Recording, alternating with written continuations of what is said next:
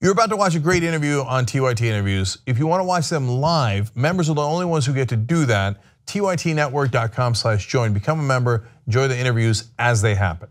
Oh, say, can you see by the dawn's early light? Protesting does not mean that you're not patriotic.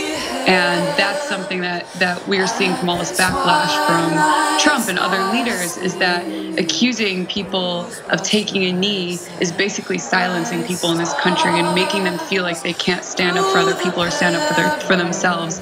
And this is our way of retaliating. If you don't say anything to combat what is going on, any injustice that's going on in your country, it's never going to be great. We have to always try and make it better constantly. There's always going to be issues. And if you're compliant with the issues, then you're part of the problem.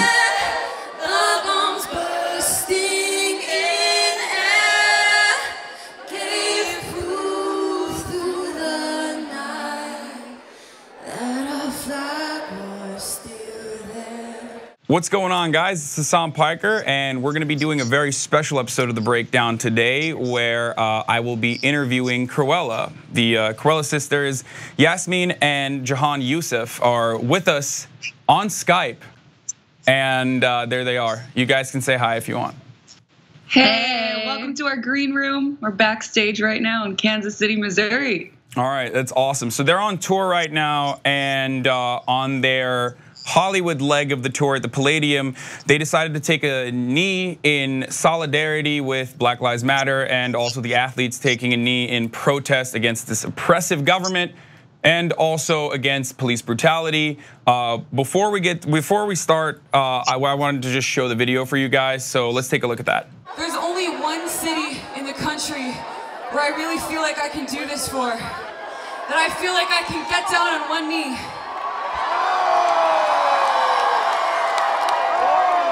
I just want to say one thing.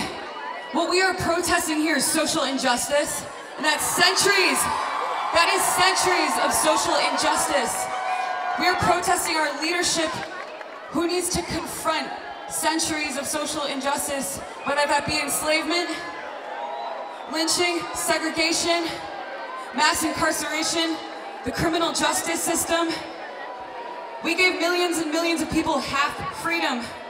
And we're still dealing with that today, and that takes generations and generations to heal. So all we're asking for is empathy from our leaders, from this country. Can you guys sing this with us? Oh, say, can you see by the dawn's early light what so proudly we.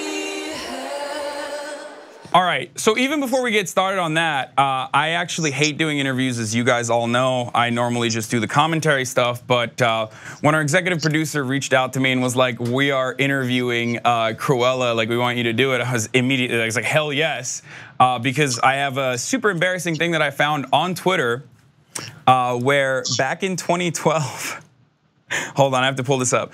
I like advanced key search Krewella on my timeline because I was like, I think I tweeted at them before. So back in 2012, I tweeted at you guys saying, this is bad, I would do anything in the world to go on a date with the Krewella sisters. At Krewella Jahan, at Krewella Yasmine, are both Martian hot. Hashtag be mine. I don't know what Martian hot means. I think I was trying to make something, like I was saying, like you guys are out of this world. I also appreciate your music. I wasn't like, reducing your entire career to your looks. I just, you have a special place in my heart, specifically as a Muslim, as a Turkish man. I love seeing other women of color or people of color, especially in entertainment, get represented. And I know Amir feels the same way as well, our executive producer. Like when we see people like Zayn Malik or like you guys take a stance or even achieve success in this entertainment industry that's largely dominated by white dudes, it's great. It's like I truly understand representation and role models in that capacity. It's something that some people might not have a full grasp on. So. But having revealed this, what do you guys think? Was that embarrassing? Was that bad? I'm to be hashtag Martian hot. Yeah, dude. No. Like, that's clever. Thank you. No, it was hashtag be mine. I think your opinion would change if you saw us after one of our shows. And then if you like smelled us and you got a little close, then I think it would go to like Martian gross or something like that. I don't know. I doubt it. I think you guys are awesome, and it's really cool that you did this. So let's get started. So let's talk about it. Why'd you guys decide to take a knee at your Palladium concert? We thought LA was a great place to do it because after being in LA for almost 5 years now, we have seen how incredible the city is when it comes to standing up for other people, standing up for rights, and coming together and fighting for equality and humanity. And I think it's really important to, as an artist, especially an artist who has influence and has a big fan base, to speak our mind about things and not be afraid of turning away fans. And that was an opportunity to do it. And I think it's really also important to send the message that protesting does not mean that you're not patriotic. And that's something that we're seeing from all this backlash from Trump and other leaders, is that accusing people of taking a knee is basically silencing people in this country and making them feel like they can't stand up for other people or stand up for themselves. And this is our way of retaliating the citizens here in the United States and showing people that taking a knee is basically standing for social justice and equality and continuing this ongoing battle of basically making up for the damage that's been done in the past in this country, whether, and I mentioned this at the show, whether that be, social injustice, mass incarceration, lynching, segregation. There's so much work that we have to do that takes generations and generations and generations to heal, because there are people whose grandparents were still victims of that living today, and that affects them. So I think it's all about compassion and empathy, and that's what we're standing for. That's what we're taking a knee for. And I think a lot of the backlash that anyone in the spotlight is getting, these football players or any athletes who are taking a knee, anybody who is in the spotlight, really, even us, the backlash that I've seen from the LA show, a lot of it is talking about having privilege as someone in the spotlight, or you made all your money in America, why are you complaining about it? And I think what people need to understand is that, Trump's whole slogan was "Make America Great Again." Our country has not really been great from its inception. And I think if you don't say anything to combat what is going on, any injustice that's going on in your country, it's never going to be great. We have to always try and make it better constantly. There's always going to be issues. And if you're compliant with the issues, then you're part of the problem. Yeah, no, that's awesome. That's exactly true. I was going to mention Trump as well, where it's like, oh, when you run on an entire campaign that just basically talks about how awful America is and how we could potentially make it great again, as it once were. Apparently there was a time when it was great for everyone, but not really. That's fine and that's patriotic, but when people of color do it, all of a sudden that's unpatriotic. And I think it speaks to the inherent legacy of our institutions that are just have been racist for so long, that protesting against racism, protesting against America, and that's just really sad that here we're at that stage now. But so you mentioned taking a stand, and you mentioned drawing a line in the sand, and I'm referring to Eminem's cipher. I don't know if you guys saw it at the BET Awards. Yeah, so that was really powerful. A lot of people loved it. Some people, of course, criticized Eminem. What kind of backlash did you guys specifically from your fan base? To be honest, we're really busy on the road, so we're not really paying attention that much to stuff online. But we saw a couple things here and there where, like, we felt like some people felt like it wasn't the right vibe for a rave. I think there were a couple comments here and there. I think that the main one that I saw that kind of hit me as like, whoa, they're not getting the point, was when someone said, why do you take every opportunity to rip America apart, or something like that, and then hashtag you made all your money here, or something. And I'm like, you completely missed the point by making it about money, or making it about going against America, kind of like what you said, if you're protesting racism, protesting America type thing. And so I think that was the main one I saw. And then just other people saying, I saw a couple tweets I mean, really the only stuff I saw was on Twitter, but a couple tweets saying stuff like, anywhere I go, I can't escape a protest. And when I saw that, I was actually kind of proud. I was like, you know what, good. I want you to not have to, I want you to have to see protests wherever you go, because that's the state of the country right now. And that's how it should be. That's honestly, wherever you go, people should be talking about these things. They should be trying to better themselves on the inside and outside, and trying to just educate people who may be ignorant on the subject, or might not have a very emphatic or compassionate view on the subject. I actually thought it was such a beautiful moment. It was at the end of our set when we sang the national anthem, and I like blacked out in that moment. I was completely blacked out, partially because of nerves, but I think I blacked out because I was so in the moment, and it was so almost like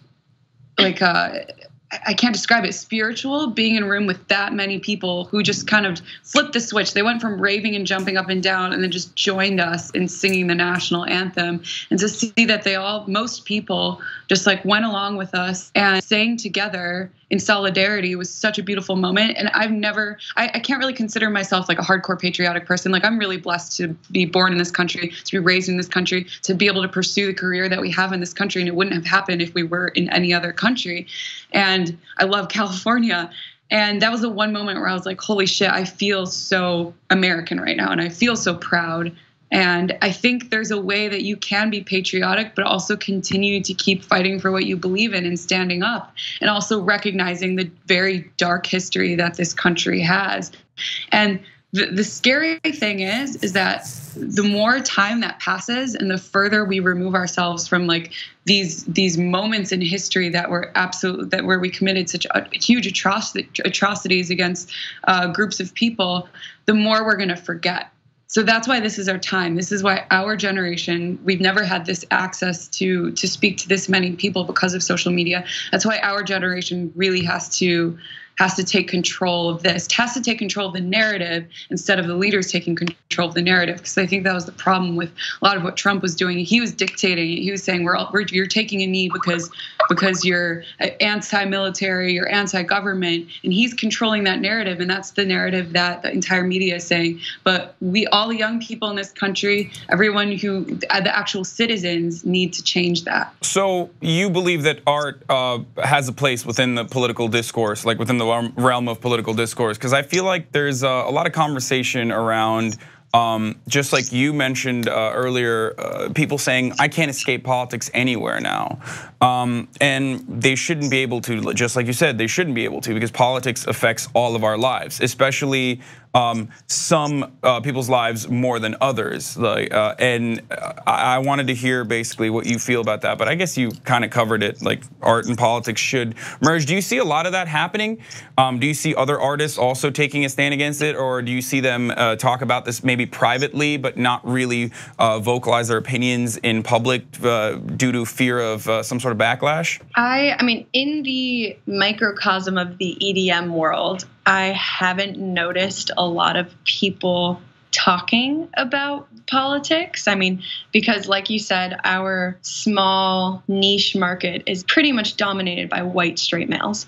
And so I haven't really seen a lot of them speaking up about this, but anyone of color in our genre is really, really adamant about speaking up. Yeah. And I think that you have a choice as an artist. You totally have the freedom to make the choice to either speak up or not. But personally, I think I can speak for the both of us.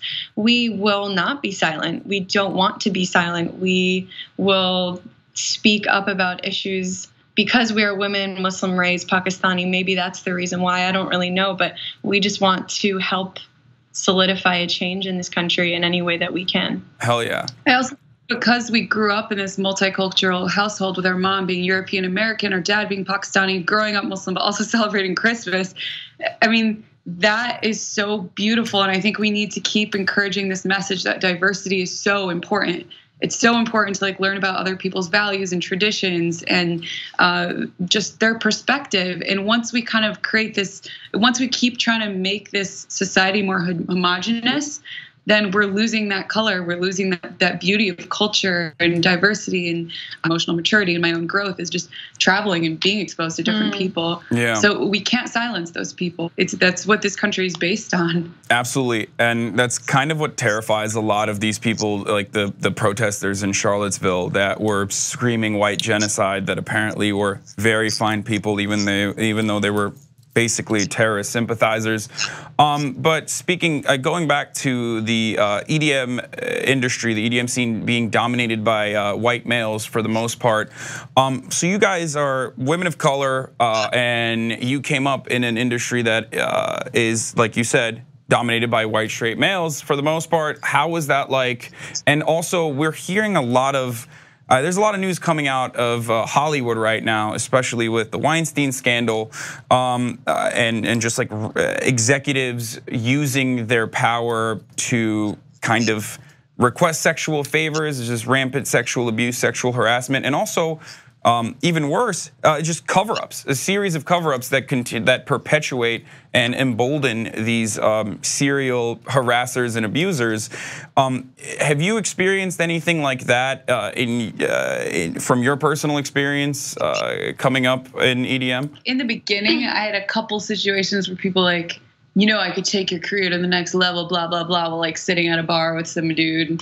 But honestly, Yasmine and I have been, for the most part, have been incredibly blessed to be surrounded by a team of very professional males. I have to say, most of our team, like our management, the people running the marketing, like they're all guys. But I think a lot of it is like, I think it's maybe just the vibe we send off too. It's like we're fucking unfuckable. Apparently both. Hey, Martian hot means you're unfuckable. I was just, yeah. Because we're family too. I think that's been like a huge blessing in disguise. It's just like Yasmine and I being a force and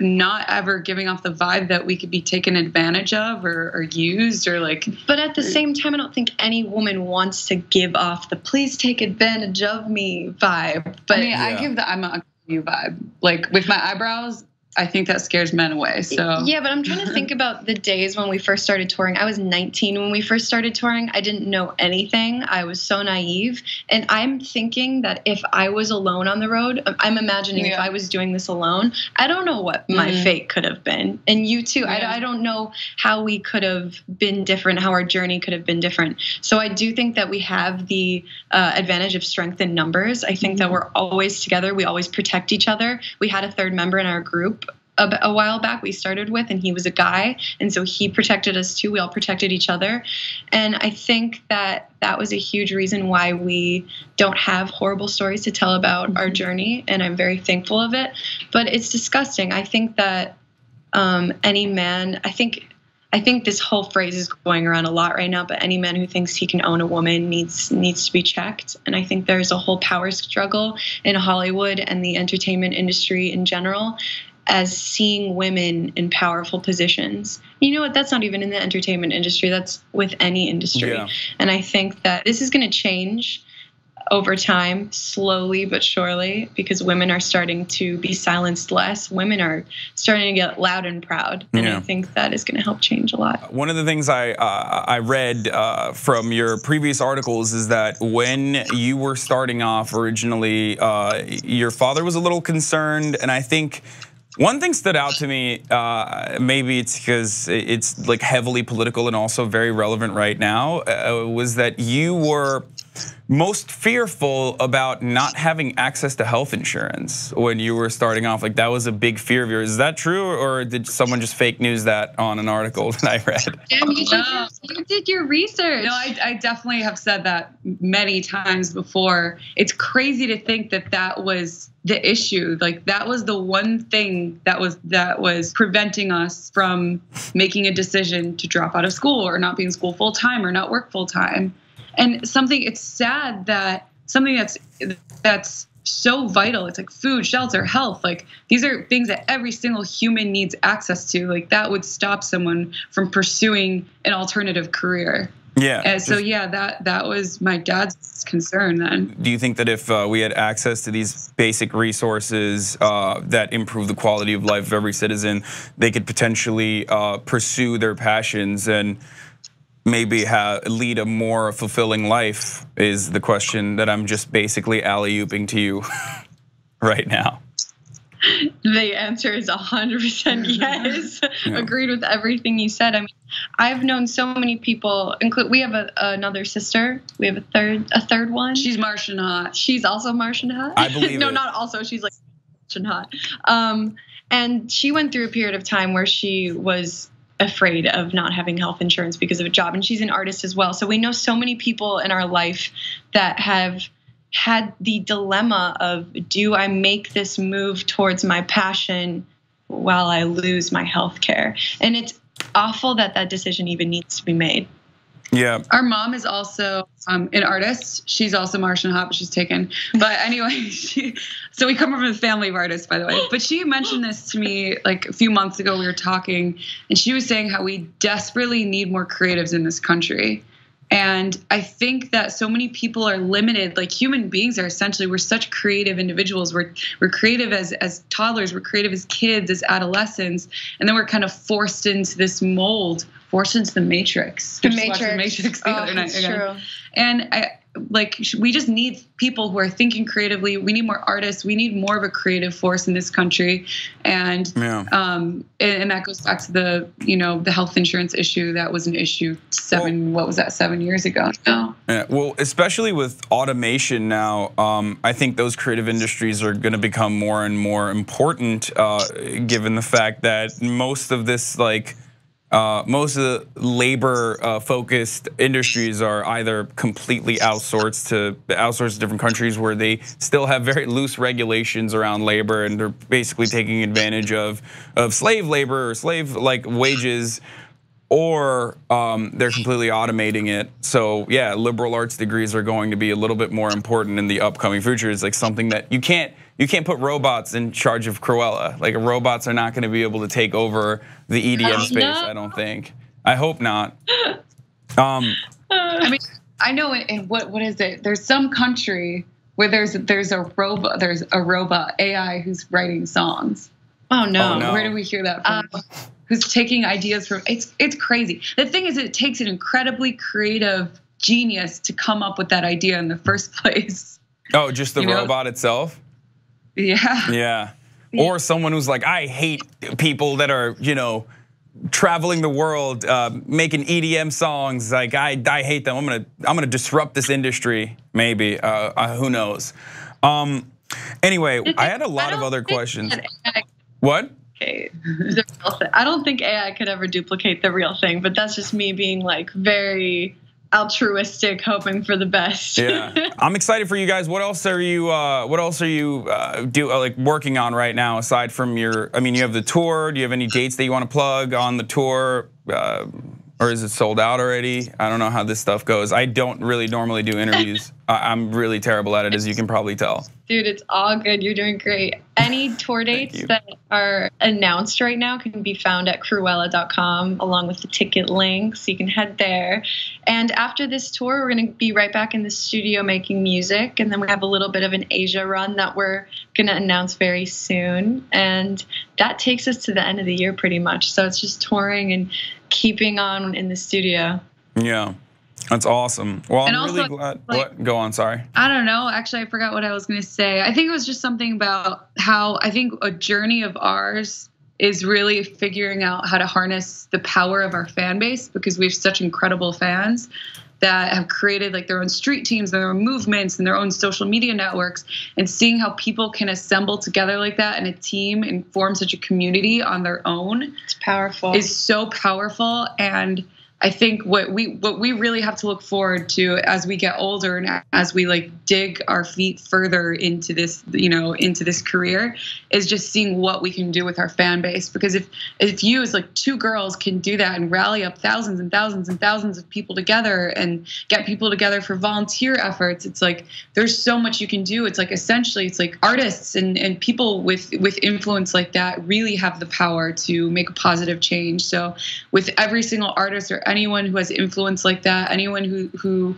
can gather that many people together, that's all going to combat all the negativity and people, the powers that be, who are trying to push us down.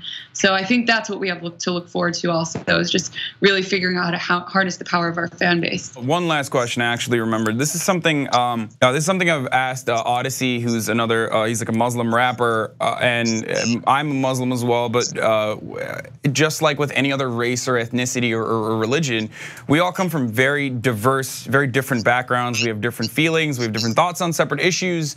And one of the things I appreciate about you guys specifically is because you're an EDM and you're Muslim, right? Like culturally you're Muslim. I don't know if you would care to elaborate on like the extent of which you believe in religion at all. Do you guys mind talking about that a little bit? Not at all. I was actually having an interesting conversation with our friend Rummy, who runs this online kind of group of Muslims called Ill Muslims.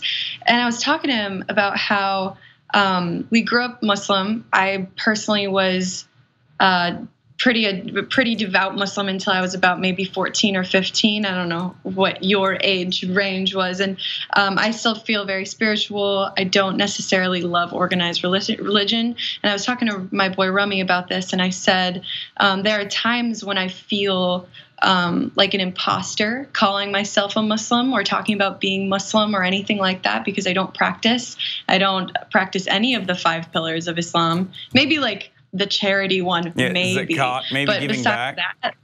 But besides that, no. And he was talking about how Islam is not, it doesn't always have to be in your life every day. It doesn't have to be you breathing, eat, sleep, breathing it at every moment of every day. But we were so shaped by being Muslim and being raised Muslim that it is still in who we are every day.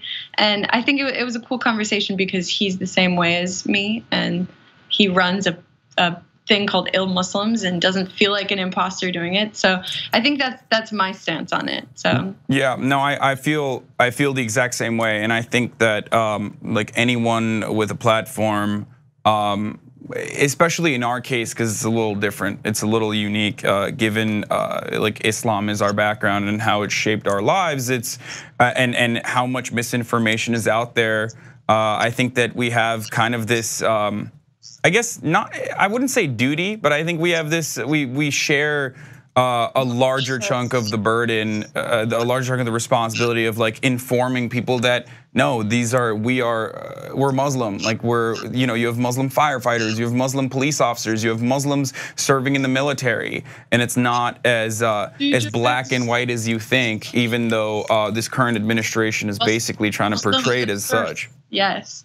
No, I agree. Like just because we aren't fully practicing Muslims, I think we do have this sense of duty because we carry around the religion that we grew up with, and we want to educate people on the beauty and peace of it. And that we could interpret the text or scripture in very different ways, and that a group of extremely vocal radicals that have basically taken over that entire narrative worldwide are painting a terrifying portrayal of Islam in general. And it's scary, it's awful, because a third of the world practices Islam, and you can't launch a battle against a third of the world because an insanely small percentage of it is doing just devastating damage. And what's equally awful is that as like reformist Muslims or as more progressive Muslims ourselves, we're fighting 2 different battles at 2 different fronts. I feel like where we're both fighting this battle at home against other more devout Muslims, just like Christians do as well, to kind of share our experiences and also show that, hey, like to young boys and girls that grow up in this religion, like you don't have to practice it exactly the way that the scripture dictates or whatever some imam interpreted it as, and you can practice it in your own way, and then also fighting the misconceptions within media. But yeah, I think that's good. Is there anything else that you guys want to talk about on top of that? I think you had something else to say, but we cut you off. I mean, we could go on. We just had a great conversation here. I'm sure we could keep going on and on, but I think we touched on some great topics here. So I think we're good. All right, so you guys plugged your tours. Go to what was it, Krewella? What was the website? Krewella.com. All right, Krewella.com. It's KXE. Go check it out. If you're in Asia, get ready for the Asia tour. That's awesome, and thank you so much for joining us, guys. Seriously. Thank you so much. And keep protesting. Nice to finally meet you. Woo! Thanks, guys. All right, bye. If you like the interview that you just watched, I got great news for you. If you become a Young Turks member, you can watch them live as they happen. Only the members get that. You also get Young Turks live. You also get Aggressive Progressive live and Old School live. Everything is available for the members and commercial free. tytnetwork.com/join.